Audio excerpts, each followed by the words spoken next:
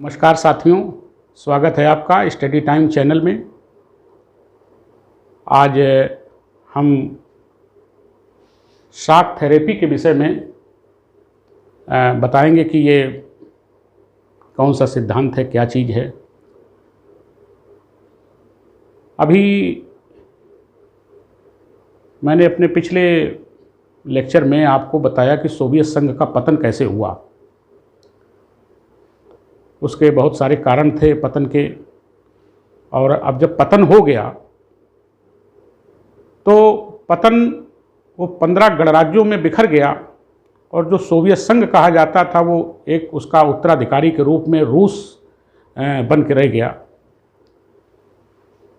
हालांकि ये भी सच है कि दुनिया का सर्वाधिक क्षेत्रफल वाला आज भी कोई देश है तो वो रूस ही है। अब जब बिखर गया 15 देशों में, सोवियत संघ का पतन हो गया, शीत युद्ध की समाप्ति हो गई, तो पतन के कारण भी मैंने बताया कि वहाँ पर आर्थिक तंगी बहुत थी, जनता वहाँ की परेशान थी, उसका जीवन स्तर काफ़ी गिर चुका था, वो स्वतंत्रता चाहती थी, और पूंजीवादी देशों की कुछ सह भी थी कि हमारी व्यवस्था को अपनाइए, हम आपको मदद करेंगे।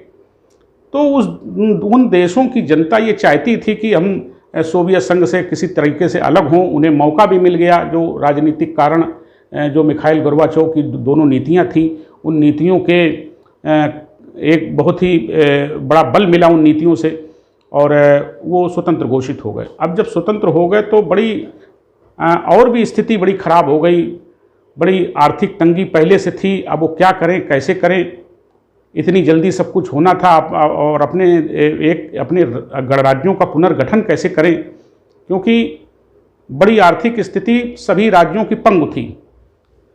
तो उस समय पूंजीवादी देशों से मदद मांगी, जो सोवियत संघ से अलग हुए थे राज्य, तो उसमें मदद देने का तो वादा किया गया।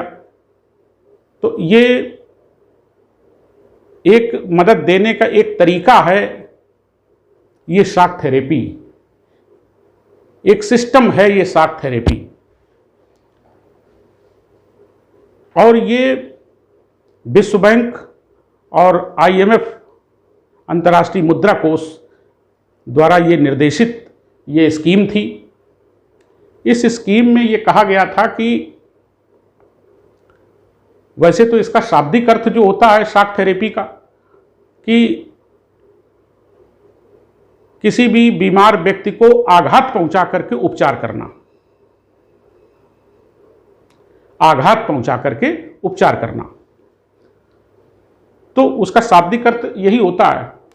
अब चूंकि वो जो सभी स्वतंत्र गणराज्य थे जिनको मदद की जरूरत थी, रूस को बहुत ज़्यादा जरूरत थी मदद की, तो उसमें पूंजीवादी देशों की ये जो संस्थाएं हैं, अंतर्राष्ट्रीय मुद्रा कोष, विश्व बैंक ने स्कीम बनाई जिसका नाम दिया गया शॉक थेरेपी। और शॉक थेरेपी जो इसके अंतर्गत जो प्रावधान थे वो कुछ शर्तें ला दी गई, और वो शर्तें ये थी कि भाई आप साम्यवादी व्यवस्था में रहें, आपकी अर्थव्यवस्था साम्यवादी रही है, तो साम्यवादी अर्थव्यवस्था से पूंजीवादी अर्थव्यवस्था की तरफ संक्रमण, संक्रमण का मतलब परिवर्तन, यानी जो अभी तक आप की अर्थव्यवस्था साम्यवादी थी, राज्य के नियंत्रण में थी, सब कुछ राज्य ही तय करता था, सोवियत संघ तय करता था, वो अब उसमें खुलापन आएगा, और अब उसमें वो पूंजीवाद उसमें अंदर समाहित होगा, और तुम्हारी जो साम्यवादी अर्थव्यवस्था है वो पूंजीवादी अर्थव्यवस्था में परिवर्तित आपको करना पड़ेगा। ये एक शर्त। तो इसी मॉडल को मतलब जो है ये शॉक थेरेपी कहा गया है। अब इसके अंतर्गत जो जैसा कि अब पूंजीवाद क्या होता है, पूंजीवाद में निजीकरण होता है, निजी स्वामित्व होता है, पूंजीपति होता है। तो अब वो मतलब जो है राज्यों को अपने उपक्रम, अपने उद्योग, अपनी संस्थाएं मजबूरी है उनको बेचना, उनको सेल करना। वो संस्थाओं को पूंजीपति खरीदेंगे, निजी यानी वो प्राइवेट प्रॉपर्टी, जो सरकारी प्रॉपर्टी थी वो प्राइवेट प्रॉपर्टी बन जाएगी जब पूंजीपति उसको खरीद लेगा। तो ये शॉक थेरेपी के जो कुछ शर्तें लादी गई रूस और उसके जो अन्य गणराज्य थे उनके ऊपर, जो मध्य एशिया के 5 गणराज्य थे और पूर्वी यूरोप के देश थे, रूस था, तो ये शर्तें लादी गई कि शॉक थेरेपी में हम मदद तो आपकी करेंगे, लेकिन आपको कुछ शर्तें हमारी माननी पड़ेंगी। जैसे पहली शर्त है पूंजीवादी व्यवस्था को अंगीकार करना। आप साम्यवादी व्यवस्था में रहे हैं, साम्यवादी आपकी अर्थव्यवस्था थी जो राज्य द्वारा नियंत्रित थी, लेकिन अब वो राज्य द्वारा नियंत्रित नहीं रह जाएगा। उसको जिन जिन चीज़ों को आप बेचेंगे उन चीज़ों को प्राइवेट सेक्टर खरीदेगा, पूंजीपति खरीदेगा, और फिर उसमें पूंजीवाद के रूल और रेगुलेशन उसमें चलेंगे। इसके बाद दूसरा है निजी स्वामित्व को बढ़ावा देना। आप चूंकि कोई भी व्यवस्था पिछले 70 वर्षों से एक दायरे में, एक व्यवस्था में, एक साम्यवादी व्यवस्था में रही है और एकदम अचानक उसका बिखर के टूट जाना और उसको नई प्रणाली अपना लेना बड़ा मुश्किल होता है। तो अब वो शर्त ये थोप रहे हैं कि निजी स्वामित्व को आप बढ़ावा देंगे, यानी ज़्यादा से ज़्यादा जितने ज़्यादा से ज़्यादा आप अपने उद्यम प्राइवेट सेक्टर को बेचेंगे उतने ही ज़्यादा आपको फायदा होगा। तीसरा है राज्य की संपत्ति का निजीकरण करना। वही बात इसमें भी आ गई कि राज्य की संपत्ति जो है, जो अभी तक राज्य के नियंत्रण में थी, जिनका कार्य संचालन स्टेट करता था, वो प्राइवेट प्रॉपर्टी को अधिक से अधिक दी जाए। चौथा है खेती पूंजीवादी पद्धति से होगी।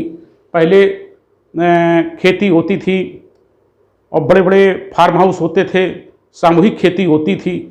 अब उसको प्राइवेट सेक्टर को खेती दी जाएगी तो पूंजी जो निजी हाथों में दे दी जाएगी, पूंजीपतियों को दे दी जाएगी, जिनसे खरीद फरोख्त तय हो जाएगी। तो पूंजीपति फिर अपने हिसाब से, जैसे पूंजीवादी व्यवस्था में खेती होती है, वो अपने हिसाब से खेती वो कराएंगे। राज्य उस पर ज़्यादा हस्तक्षेप नहीं कर सकता है। जो चीज़ बेच दी जाएगी उस पर राज्य का हस्तक्षेप खत्म हो जाता है। इसके बाद पांचवा है पश्चिमी देशों की पूंजीवादी व्यवस्था से जुड़ना। आपको साम्यवादी अर्थव्यवस्था से चिपके नहीं रहना है, उससे भावनात्मक लगाव से थोड़ा सा अलग हटिए और बाहर निकल करके आइए, पूंजीवादी व्यवस्था को अपनाइए, उससे भावनात्मक रूप से जुड़िए और उससे जुड़ाव रखिए, पूंजीवादी देशों से और पूंजीवादी अर्थव्यवस्था से और पूंजीवादी विचारधारा से जुड़ के रहिए।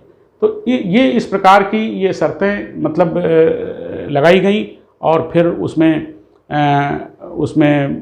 निजीकरण शुरू हुआ, प्रारंभ हुआ, और ऐसा निजीकरण हुआ, ऐसी खरीद फरोख्त हुई जो ये शॉक थेरेपी के नाम पर मतलब संसार की सबसे बड़ी ये गराज सेल कही जाती है। संसार की सबसे बड़ी, इतिहास की सबसे बड़ी, इसके पहले इतिहास में इतनी गराज सेल नहीं हुई थी। ये इतिहास की सबसे बड़ी गराज सेल ये कही जाती है, जो पूंजीपति देशों के द्वारा वहाँ जा कर के उनके उद्यमों को औने पौने दामों में मतलब जो है वो खरीदा गया और वो बेचने पे मजबूर हुए, क्योंकि जनता में आक्रोश था, जनता की स्थिति बहुत ख़राब हो चुकी थी और उसको ठीक करना जरूरी था। तो ये साम्यवादी देश और ये गणराज्य मजबूर हुए, तो इसके परिणाम अच्छे नहीं रहे।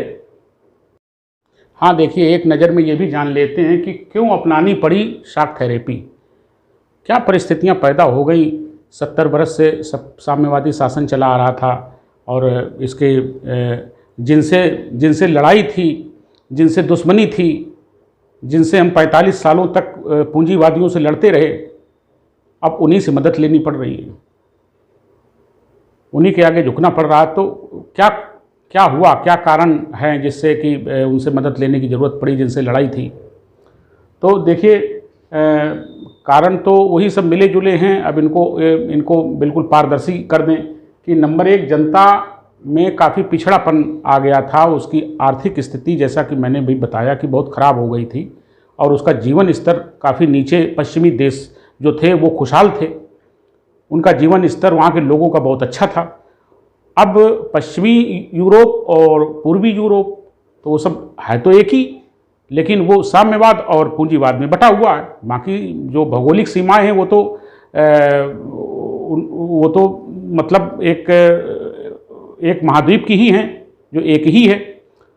तो वो जो पूर्वी यूरोप के देश थे वो पश्चिमी यूरोप के देशों के खुशहाल ज़िंदगी को अच्छी तरह देख रहे थे, महसूस कर रहे थे कि ये पूंजीवादी देश हैं, यहाँ के लोगों का जीवन बहुत अच्छा है और हम बहुत पिछड़े हैं, हमारा जीवन स्तर बहुत गिरा है, हमें बुनियादी ज़रूरतें भी पूरी नहीं हो पा रही हैं, हमारे जीवन की मूलभूत चीज़ें हैं। तो जनता में बड़ा आक्रोश था और इसका जो जनता जो थी वो उसका एकमात्र अपने पिछड़ेपन का जो है एकमात्र कारण वो साम्यवादी अर्थव्यवस्था को मान रही थी। वो यही उसका ये सोच था कि आज हम जो भी पिछड़ा है, हमारा जीवन स्तर जो गिर रहा है या गिरा हुआ है, तो इसकी एकमात्र जिम्मेदार ये साम्यवादी जो अर्थव्यवस्था है, यही इसका कारण है। तो वो साम्यवादी अर्थव्यवस्था को अब उसे हटना चाहते थे, वो निजात पाना चाहते थे। तो एक तो ये सबसे अच्छा कारण ये। दूसरा कारण जो है, जब ये सैन्य प्रतिस्पर्धा में धन का अधिक से अधिक खर्च हो जाना, क्योंकि सोवियत संघ था, पूरा एक था संघ, अब शीत युद्ध चल रहा था, अमेरिका से सोवियत संघ की प्रतिस्पर्धा चल रही थी, उसमें एक दूसरे को नीचा दिखाने के लिए और विचारधारा का प्रसार करने के लिए तमाम कार्रवाइयाँ की जा रही थी और उसके लिए कोई भी शक्ति पीछे नहीं रहना चाहती थी सैन्य साजो सामान में, हथियार में। तो प्रतिस्पर्धा इतनी तगड़ी थी कि उस प्रतिस्पर्धा के चक्कर में बहुत सारा धन जो जन कल्याण में खर्च होना चाहिए था, जो मानव कल्याण में खर्च होना चाहिए था, जो लोगों की बुनियादी ज़रूरतों के लिए खर्च होना चाहिए था, वो हथियारों में मतलब खर्च हुआ। इससे भी जनता में आक्रोश बढ़ा, यहाँ तक कि ये भी बताया गया कि जो साबुन तेल और चाय कॉफ़ी ये जो बुनियादी चीज़ें हैं ये भी नहीं जनता को मिल पा रही थी। तीसरा एक कारण ये और है, इसमें छिपा हुआ है, ये भ्रष्ट नौकरशाही। जैसा कि मैंने अभी आपको थोड़ी देर पहले बताया था कि जो ग्लासनोस्त की जो स्कीम लाई गई वो इसीलिए लाई गई थी क्योंकि जो नौकरशाही थी वो बहुत भ्रष्ट थी और निजी स्वार्थों के लिए सरकारी धन का दुरुपयोग कर रही थी, अपनी जेबें भर रही थी। जो धन आवंटित हो रहा है पाक साफ कामों के लिए, जनता के लिए, वो धन वहाँ तक नहीं पहुँच पा रहा है। भ्रष्टाचार बुरी तरीके से है। अब कोई कहने सुनने वाला नहीं है, मीडिया में इतनी ताकत नहीं है क्योंकि मीडिया साम्यवाद के नियंत्रण में है, तो वो ज़्यादा कुछ छाप नहीं सकता। जनता किससे अपनी बात कहे? तो भ्रष्ट नौकरशाही से मतलब जो है के कारण भी एक छिपा हुआ कारण है जो ये अगर साफ सुथरी होती तो ऐसी समस्याएं शायद न पैदा होती। अगला है वित्तीय खुलापन और मुक्त व्यापार की नीति। ये जो पूर्वी यूरोप के देश थे, मध्य एशिया के जो सोवियत संघ से जुड़े हुए गणराज्य थे, उनको ये मालूम था कि ये हमारे देश में वित्तीय खुलापन, संघ में वित्तीय खुलापन नहीं है और पूंजीवादी देशों में वित्तीय खुलापन है और ये मुक्त व्यापार की नीति हमारे यहाँ नहीं है। अगर ये मुक्त व्यापार की नीति पूंजीवादी देशों में है तो ये अगर चीज़ें हमारे यहाँ भी हो जाएं तो देश की स्थिति न सिर्फ हमारी जीवन स्तर है वो बदलेगा, वो बड़ा अच्छा होगा, बल्कि देश की स्थिति भी मतलब अच्छी होगी।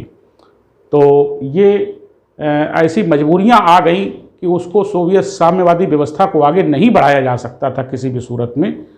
तो ये मुझे एक चीज़ याद आ रही है कि जैसे बहुत से लोग द्वेषवश या अज्ञानतावश ये कह देते हैं कि देश का अगर महात्मा गांधी ने देश का विभाजन करा दिया, देश का विभाजन नहीं होना चाहिए था। उन्हें इतिहास की जानकारी ही नहीं है कि देश का विभाजन अपरिहार्य हो चुका था। वो नेशनल मूवमेंट में जाके परिस्थितियां पढ़ें देश का विभाजन अपरिहार्य हो चुका था, उसमें किसी को दोषी ठहराना कि नेहरू दोषी हैं या गांधी जी दोषी हैं, बिल्कुल निराधार है, गलत बात है। वो अपरिहार्य था, उसे होना ही था देश का विभाजन, और जो कुछ हुआ अच्छा हुआ, उसमें कोई गलत नहीं हुआ।